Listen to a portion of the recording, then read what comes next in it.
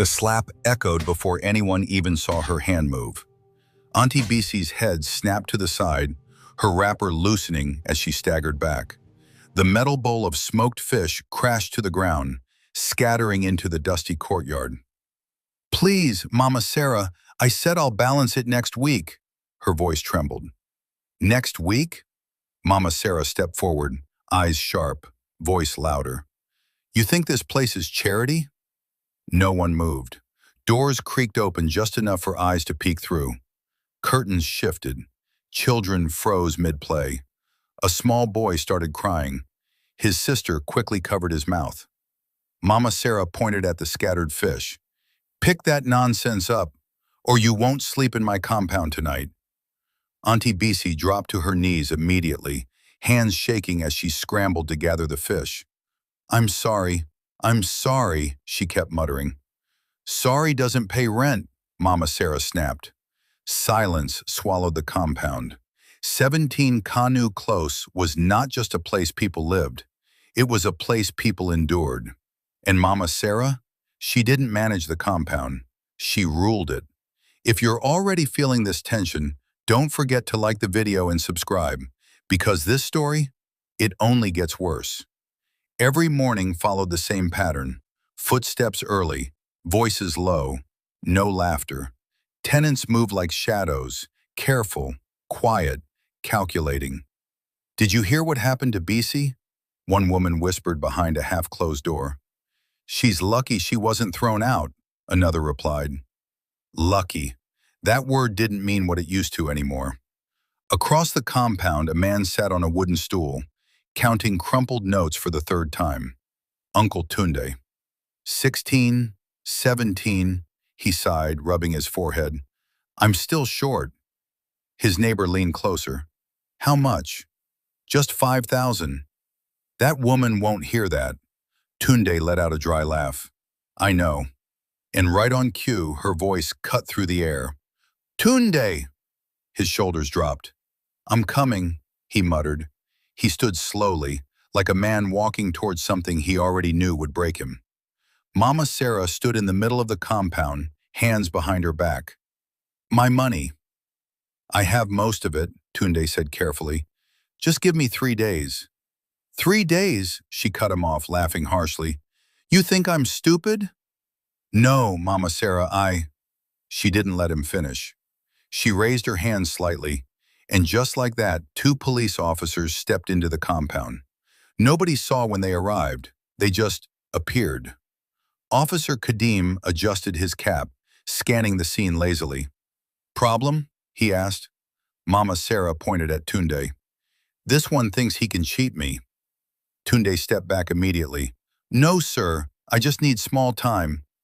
"Save it," Kadim said, grabbing his arm. "Please. I've stayed here for 5 years. Ask anyone." Nobody spoke. Nobody moved. 5 years of nonsense, Mama Sarah said coldly. "Pack his things." Within minutes, Tunde's belongings were outside. His mattress, his clothes, his dignity. "Let me at least stay till tomorrow," he begged. Kadim shoved him lightly. "Move."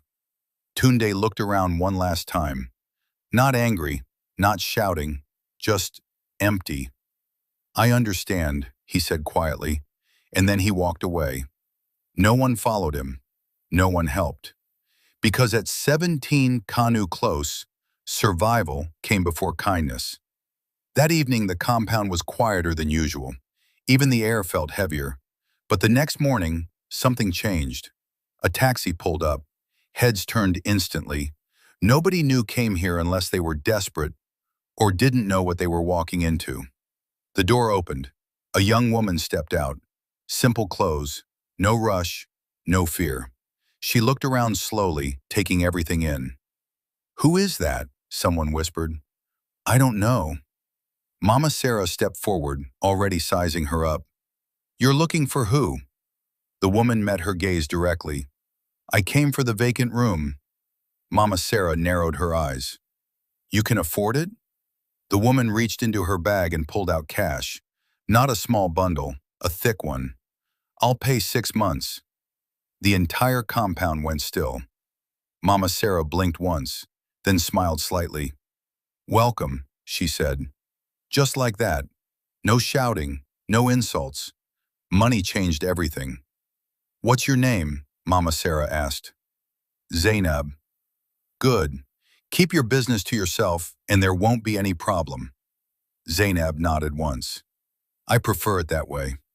As she walked past, people watched her carefully, not with admiration, with confusion, because there was something off. Not bad, just different. That night, whispers filled the compound again. 6 months up front? Who does that? She didn't even look scared. And inside her room, Zainab sat quietly, listening, not just to the voices, but to everything. The fear, the silence, the broken rhythm of a place that had forgotten what peace felt like. She leaned back slightly and exhaled. "So this is it," she murmured. And somewhere outside, Mama Sarah stood by her window, watching, because for the first time in a long time, something in her compound didn't feel under her control, and she didn't like it. The next few days felt wrong. Not loud, not chaotic, just wrong. Zainab moved through the compound like she had always been there, but without the fear everyone else carried. She greeted when necessary, kept to herself, watched everything. And that was the problem. Mama Sarah noticed it first. The way Zainab didn't rush when called. The way she didn't lower her eyes. The way she didn't react. It unsettled her. One afternoon, Mama Sarah stood outside, arms folded, watching as Zainab fetched water. "Zainab," she called. Zainab turned. "Yes?" "Come here." Zainab walked over calmly. Too calmly. Mama Sarah tilted her head. "You've been here 4 days." Zainab nodded. "Yes. And you think you can just be doing anyhow?" Zainab frowned slightly. "I don't understand." Mama Sarah stepped closer. "Don't act smart with me. I've been watching you." "Okay." That response alone irritated her. "You don't greet properly." "I greet when I see you." "You don't mingle." "I prefer my space." "You don't look afraid." Zainab held her gaze. "Should I be?" That was it. The air shifted instantly. Around them, doors cracked open again. Eyes peered out. Mama Sarah's voice dropped lower. "Be careful, girl. This place has rules." Zainab nodded once. "I follow rules that make sense." A ripple of silent shock passed through the compound. Nobody spoke to Mama Sarah like that. Nobody. Mama Sarah laughed, but there was no humor in it. "We'll see." And just like that, the target was painted. That evening, the whispers grew louder. "She's finished. She doesn't know who she's dealing with. She should just apologize." But Zainab didn't. The next morning it started. "Who burned candles here last night?" Mama Sarah's voice tore through the compound like a siren. Tenants rushed out. "I said, who did it?" Zainab stepped out of her room slowly. "What happened?" she asked. Mama Sarah pointed straight at her. "You!" Zainab blinked. "Me?" "Yes, you. Don't pretend. I saw a strange light from your window." Zainab shook her head. "I didn't burn anything." "Liar!" "I'm not lying." Mama Sarah stepped forward aggressively. "You think you can bring nonsense into my compound?" I said I didn't. That calm tone again. It only made things worse. Mama Sarah turned sharply. "Kadeem?" Like always, he came. Officer Kadeem walked in with his usual slow confidence, 2 officers behind him. "What is it this time?" he asked casually. "This girl," Mama Sarah said, pointing. "She's doing suspicious things." Kadeem looked at Zainab. "Name?" "Zainab." "Come with us." "No." The word dropped quietly, but it hit like thunder. The entire compound froze. Kadeem blinked once. "What did you say?" "I said no," Zainab repeated. "You're refusing police instruction?" "I'm refusing false accusation." Kadeem chuckled, shaking his head. "Ah, one of those." He stepped closer. Listen, I don't have time. Just follow quietly. Zainab didn't move. Don't touch me, she said calmly. That was a last warning. Kadim grabbed her arm, and that's when everything changed. It happened fast, too fast. Zainab twisted slightly, just enough. Kadim lost his grip instantly. Before anyone could process it, one officer lunged forward. Zainab stepped aside. A sharp movement, controlled, precise. The officer hit the ground. A gasp spread across the compound. The second officer rushed in. Same result. Down. No struggle, no noise. Just done.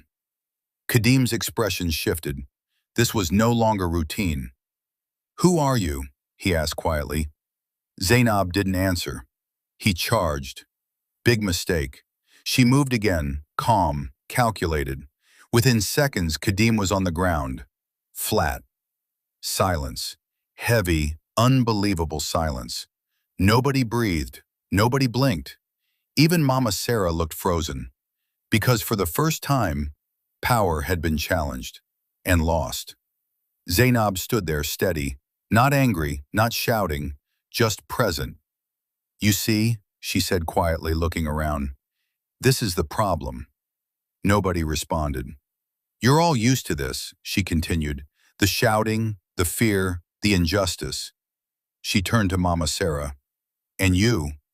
Mama Sarah swallowed hard. You think this makes you powerful? Her voice didn't rise, but every word landed. Real power is not in beating people who can't fight back. No one had ever spoken to her like this, ever. You call police to intimidate people who are already struggling, Zainab added. Mama Sarah tried to speak. You don't... I do, Zainab cut in calmly. I've been watching. That hit harder than any slap. You humiliated that woman selling fish. Mama Sarah's face tightened. You threw out a man who begged you for 3 days. Silence deepened. And all of you, Zainab turned to the tenants, you allow it. Heads dropped instantly, because it was true. Nobody wanted to admit it, but it was true. Zainab exhaled slowly. Fear is a prison, and all of you are locked inside it. No one argued, because no one could. Mama Sarah clenched her fists. You think you're better than me? Zainab shook her head. No. Then why are you doing this? That question hung in the air. For the first time, it wasn't anger. It was something else. Zainab looked at her carefully. Because someone should have stopped you a long time ago. And that line hit differently. Mama Sarah didn't respond, didn't shout, didn't threaten. She just stood there. And for the first time since anyone could remember, she looked unsure. If this moment is hitting you the way it should, go ahead and like the video. And tell me in the comments, what would you have done in that compound? Because the story isn't over yet, not even close. Zainab stepped back slightly. Get up, she said to the officers. Slowly, painfully, they did. Kadim looked at her again, but this time, there was no arrogance, only caution. Let's go, he muttered to his men. And just like that, they left. No arrest, no shouting, no control. The compound watched them go in silence, because something impossible had just happened. The system had cracked. Zainab turned and walked back to her room. No celebration, no explanation, just quiet. But behind her, everything had changed. And Mama Sarah? She didn't move for a long time. Because for the first time in years, she felt something she couldn't control. And it scared her. Nobody slept well that night, not because of noise, but because of what had shifted. For years, fear had been predictable. It had a pattern, a rhythm. Mama Sarah shouts, people obey, life continues. But now, that pattern was broken. And broken systems are dangerous, especially to the one who built them. Inside her room, Mama Sarah sat on the edge of her bed, staring at nothing. Her hands were still, too still. She embarrassed me, she muttered under her breath. But even as she said it, it didn't feel complete, because deep down she knew that wasn't the real problem. The real problem was what Zainab said. Someone should have stopped you a long time ago. Those words didn't leave her mind. They echoed, over and over again. Meanwhile, across the compound, something unusual was happening. People were talking, not whispering, talking. "I've never seen anything like that," one man said. "She didn't even struggle," another added. "It was like she knew exactly what to do."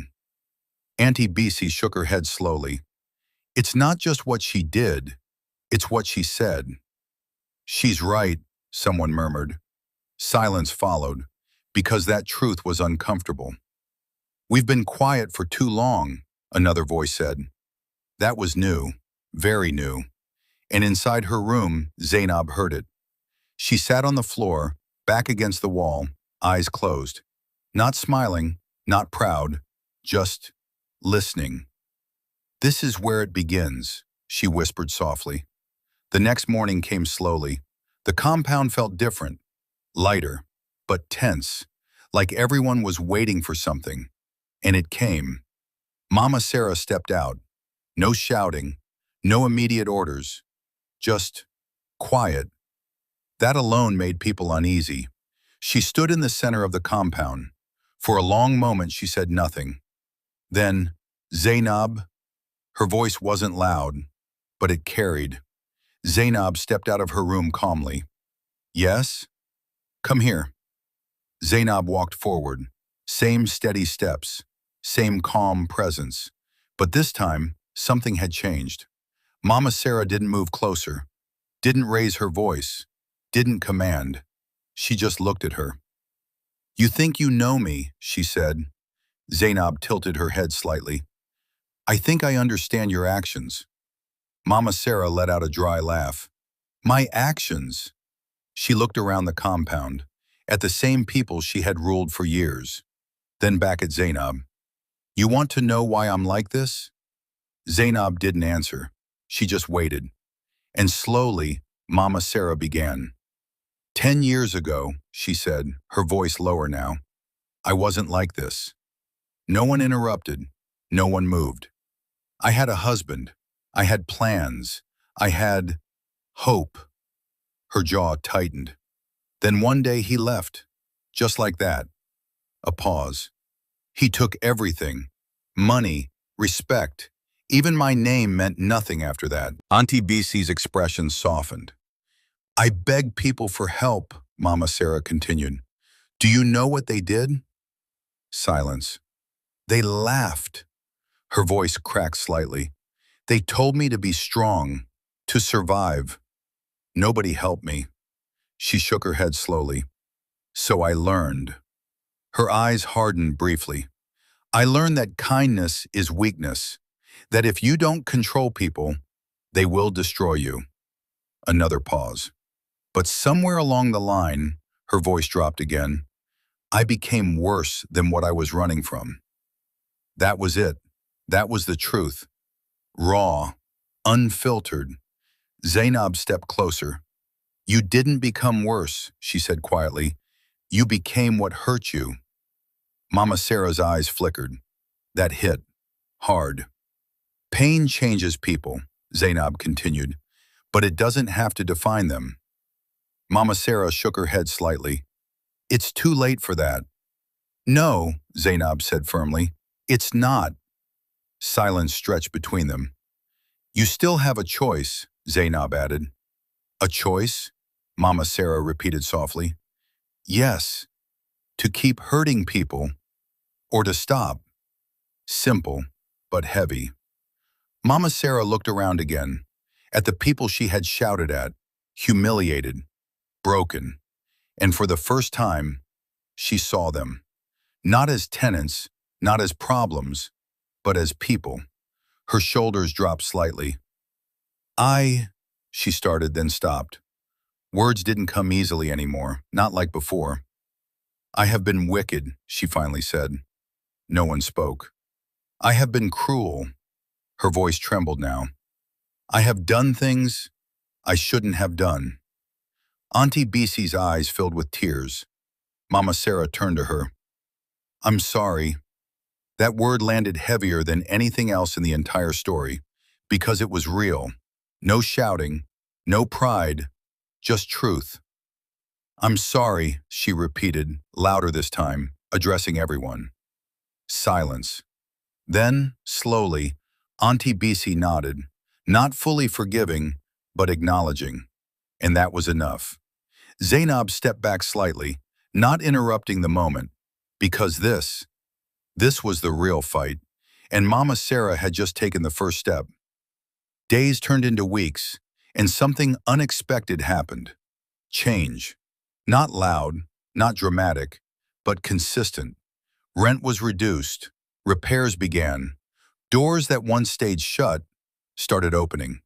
Laughter returned, children played without fear. And Mama Sarah? She changed too. Not perfectly, but genuinely. She listened more, shouted less, helped when she could, and every time she almost slipped back into her old ways, she remembered. Time passed, months turned into years, and the compound became something new, something better. Then one morning, Zainab packed her bag. No announcement, no attention, just quiet.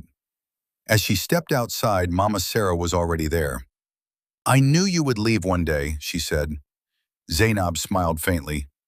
I was never meant to stay. Mama Sarah nodded slowly. Why did you help me? She asked. Zainab paused. Then she looked at her. Because someone should have helped you sooner. That same line, but now it felt different. Mama Sarah exhaled slowly. Thank you. Zainab nodded once. Then she turned and walked away. No drama, no looking back, just forward. And behind her, a compound that once lived in fear, now lived in peace. And Mama Sarah stood there watching, not as a ruler, but as someone who finally understood that real power was never about fear. If this story touched you even a little, go ahead and like this video, subscribe, and drop a comment, because stories like this remind us that no matter how far someone has gone, change is always possible. And sometimes, all it takes is one person to stand up.